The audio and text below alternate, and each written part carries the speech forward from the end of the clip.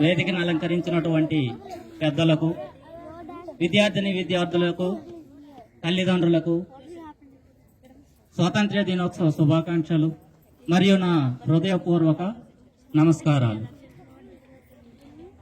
మన భారతదేశం అనేక నిధులకు కానాచి.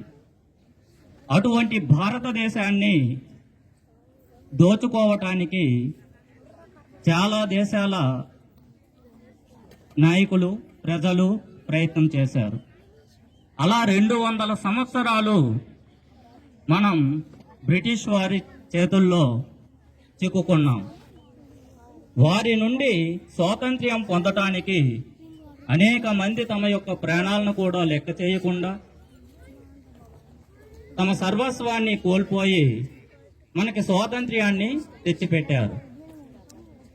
అటువంటి గర్వకారణమైన లేదా ముఖ్యమైనటువంటి రోజు ఈరోజు. మనం స్వాతంత్ర్యాన్ని సాధించిన తరువాత మన దేశాభివృద్ధిలో ప్రతి ఒక్కరం పాల్గొనే విధంగా ఉండాలి. మన దేశాన్ని ఏ విధంగా దోచుకున్నారనేటటువంటి విషయాన్ని చిలకమర్తి లక్ష్మీనరసింహారావు గారు ఒక పద్యంలో చెప్పడం జరిగినది.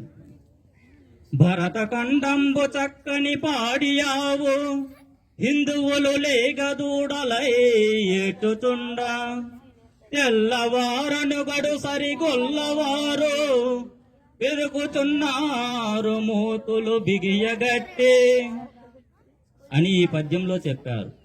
తెల్లవారు అనేటటువంటి వారు ఎవరంటే బ్రిటిష్ వారు. వాళ్ళని గొల్లవారితో పోల్చారు. మనకి దక్కాల్సినటువంటి సంపదను దక్కనివ్వకుండా ఒక ఆవుకి ఉన్నటువంటి పాలుని దూడ త్రాగకుండా వాటికి మూతులకి మూతి పుటికలు అంటారు మన భాషలో.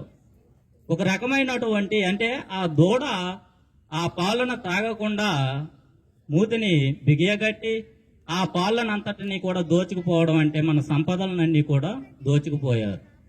అటువంటి పరిస్థితులు ఉన్నటువంటి దేశంలో మన గాంధీజీ గారు, సుభాష్ చంద్రబోస్, రాణి రుద్రమదేవి మొదలైనటువంటి అనేక మంది స్వాతంత్ర సమరయోధులు వారి ప్రాణాలను లెక్క చేయకుండా మనకు స్వాతంత్ర్యాన్ని తెచ్చిపెట్టారు.